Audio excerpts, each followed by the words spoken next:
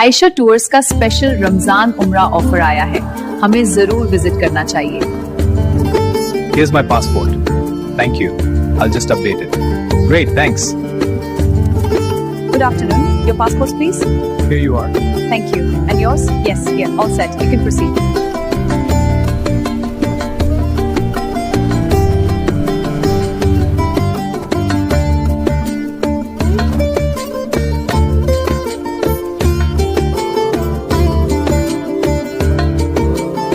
MashaAllah. Jazakumullah.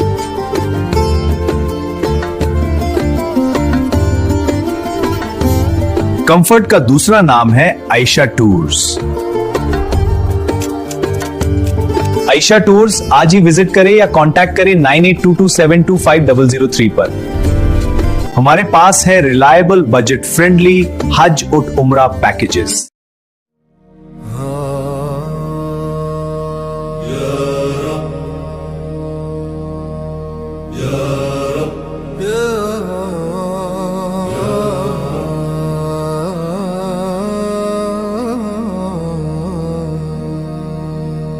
يا رب قلبي في هواك معلق،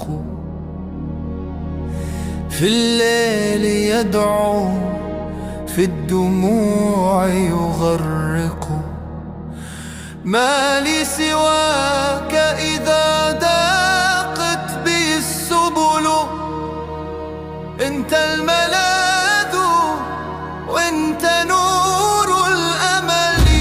يا ربي يا ربي يا ربي يا ربي، أنت المنى وأنت القرب، أبكي طويلا في ليال مظلمة، أرجو رضاك وارتجي رحمتك العظيمة. يا سامع الشكوى يا واسع الغفران، أغثني خذ بيدي فأنت الحنان. يا ربي يا ربي يا ربي يا ربي، أنت المنى وأنت القرب.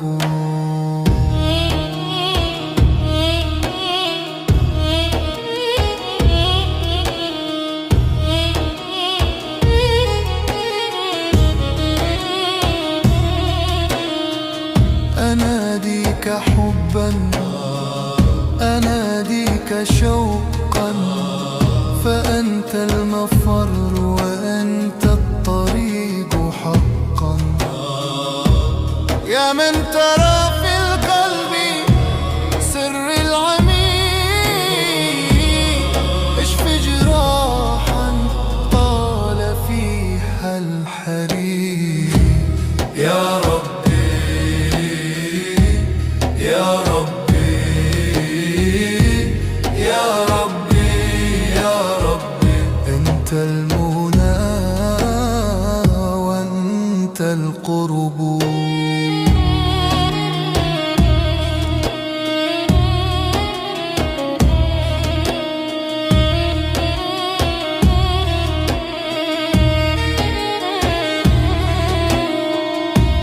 يا رب إني ضعيف بين يديك، لا حول لي ولا قوة إلا بك، خذني إلى حضنك خبئني في نورك، فأنت سري وأنت حبي وأنت دنياي وآخرتي. يا رب روحي في هواك دائبة، وفي دموعي حكاية كاتبة، ما لي حياة إن لم أراك، وما لقلبي نبض إن لم يهواك يا ربي يا ربي يا ربي يا ربي أنت المنى وأنت الأرم يا ربي يا ربي يا ربي يا ربي أنت الحبيب وأنت الحب الله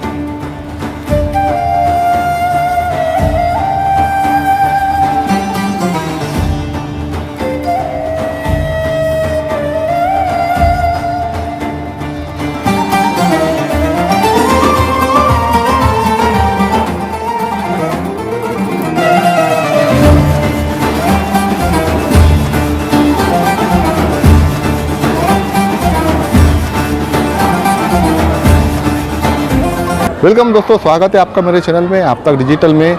सबसे पहले मैं शुक्रिया अदा करूंगा हमारी ऑडियंस का, जो रमज़ानुल मुबारक के पाक महीने में हमने सीरीज़ शुरू की थी, 30 मस्जिदों की सीरीज़ शुरू की थी।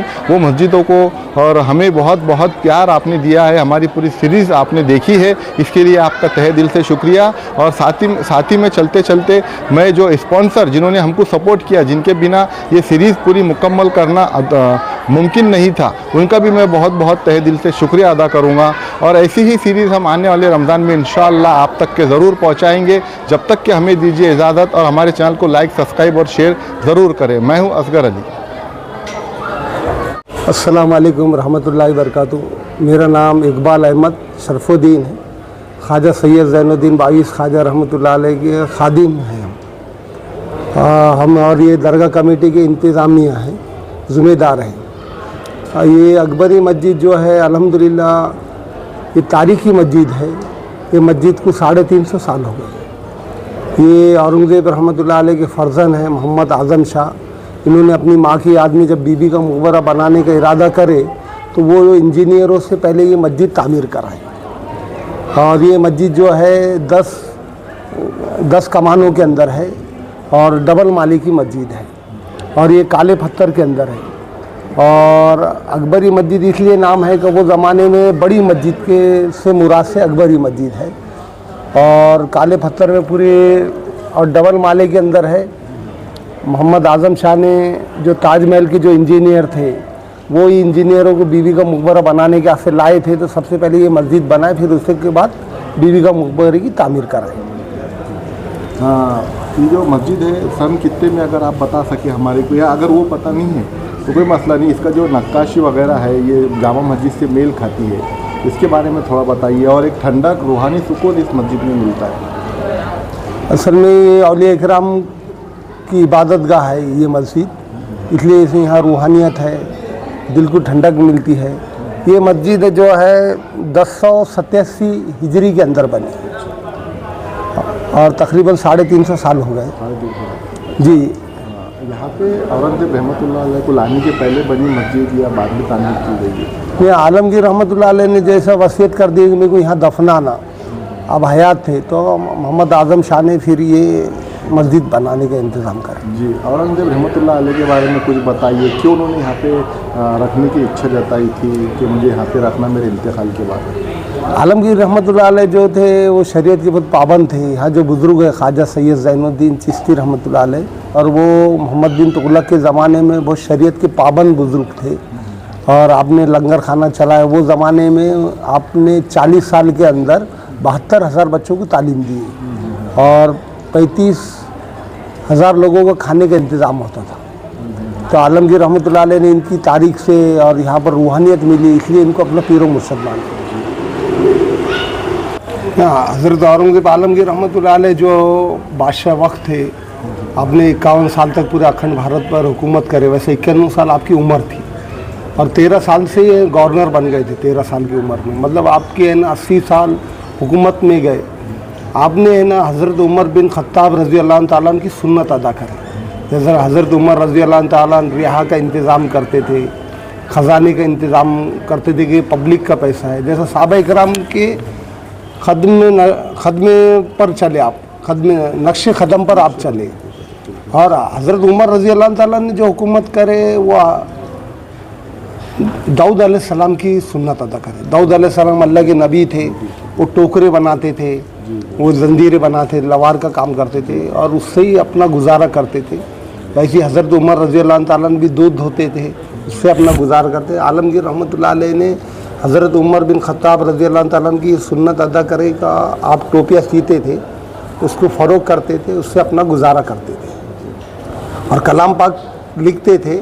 जब कलाम पाक की कॉपी जब बाज़ार में बेच देते थे तो उससे वो अपने गुरबा के अंदर सदका वगैरह कर देते थे, खैरात कर देते थे। उसके बाद कि वो बोलते थे कि मैं भी एक इंसान है, मुझसे गलती हुई होंगी, ज़ेर ज़बर की गलती होंगी, इसके बाद से वो पैसे को है ना वो अपने खैरात कर देते, अपने खाने पीने के उसमें इस्तेमाल नहीं करते। आपकी 13 वसीयत है आलमगीर रहमतुल्लाह अलैह इंतकाल से 13 साल पहले हमने 13 वसीयतें करे थे।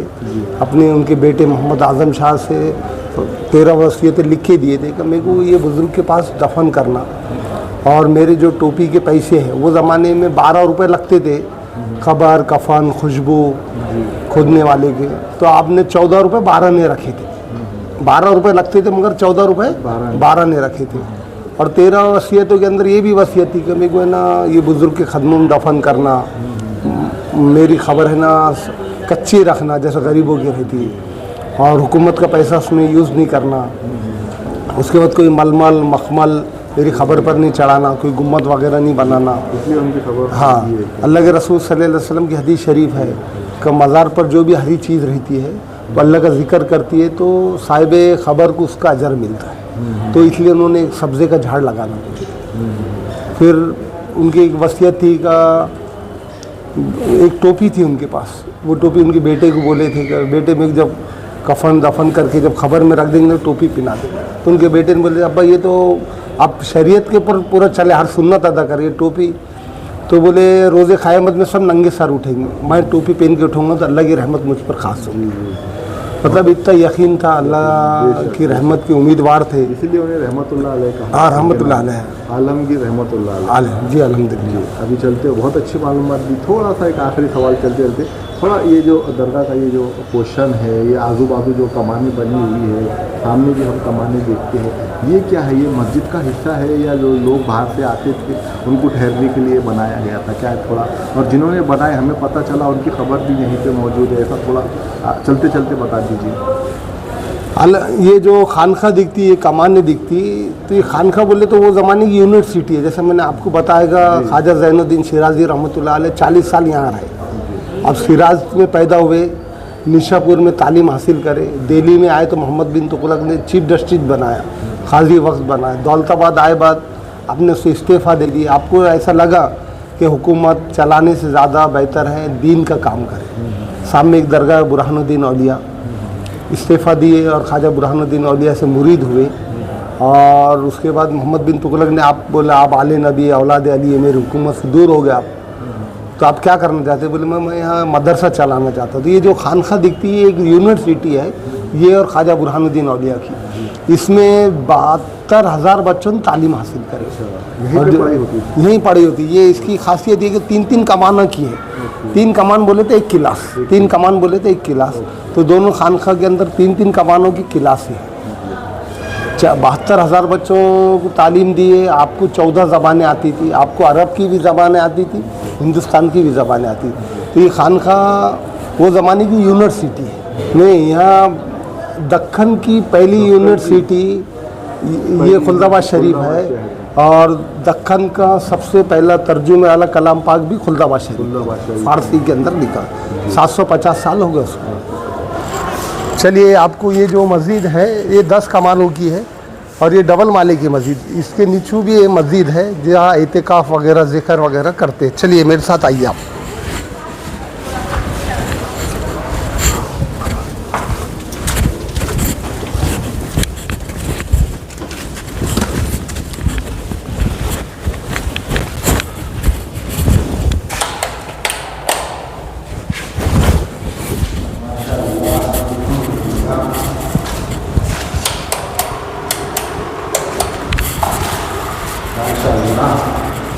आइए देखिए, कल मैं बता देता हूँ।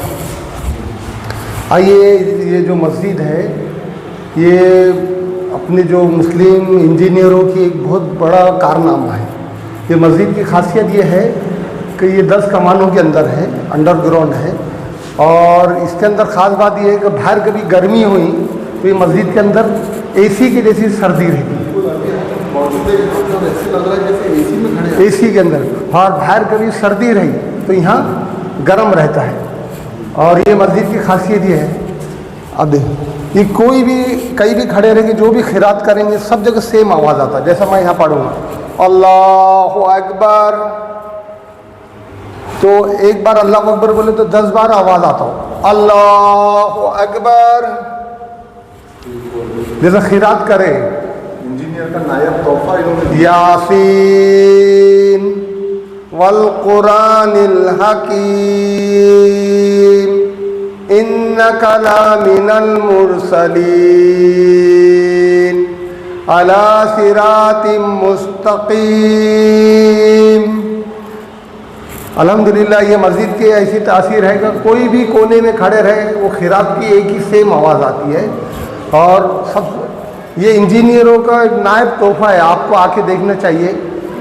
और बाहर कभी सर्दी रहती है, यहाँ गर्मी रहती, और 1000 लोग भी आ गए तो सांस लेने में उसमें कोई तकलीफ नहीं होती। और सबसे बड़ी बात कि कमेटी का शुक्रिया अदा करना चाहिए, कमेटी ने देखने के लिए इसको अभी टूरिस्ट नहीं, अल्हम्दुलिल्लाह इसकी क्या बोलते कलर वगैरह हो रहा है, पंखे वगैरह लगा रहे हैं, AC लगाने वाले हम। अल्हम्दुलिल्लाह ये मस्जिद है ना ज़ायरीन के लिए खोलने वाले हम।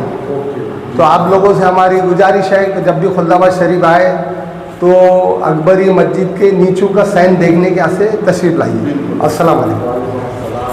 बिल्कुल, बहुत अच्छी जानकारी दी। अब आपकी तरफ से, आपकी कमेटी की तरफ से ईद मुबारक बोल दीजिए सारी आवाम। हाँ, तमाम बरादरान इस्लाम और तमाम मुमिन मुसलमान को ईद मुबारक। अल्लाह आप सबको सलामत रखे और अमन चैन और इबादत रियाजत अल्लाह अपने हम सबकी कबूल फरमाए। हमारे इस नंबर पे हमें हेल्प करिए। हमने QR कोड भी दिया हुआ है और हमने नंबर भी दिया हुआ है। तो हमसे जुड़ने के लिए ज़रूर हमारे चैनल को सब्सक्राइब करें और ऐतिहासिक औरंगाबाद की ऐतिहासिक मस्जिदों की हिस्ट्री जानिए।